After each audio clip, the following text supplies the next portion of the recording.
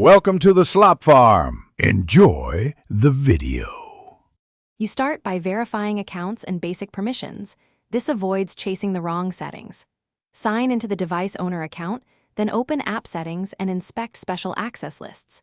Once you see which apps are flagged as restricted or blocked, make a short list. Make sure to record app names and the exact restriction label so you can reverse changes precisely. This first step prevents accidental lockouts and gives you clear targets for the next actions. Now you act on each flagged app. Change only what's necessary so you keep security intact.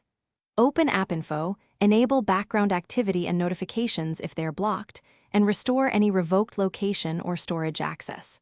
For iOS, go to Screen Time and remove the app from limits. For Android, disable Data Saver or add the app as an exception.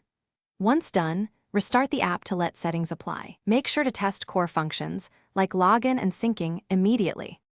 Finish by restarting the device so all permission changes take effect. Then open each app and verify login, notifications, and background sync are working. If an app still shows issues, clear its cache or reinstall it to remove corrupted state. Make sure to recheck any parental controls or enterprise profiles that may reapply restrictions.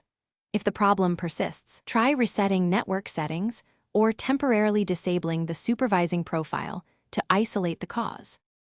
Thanks for watching. Consider subscribing if we helped you today.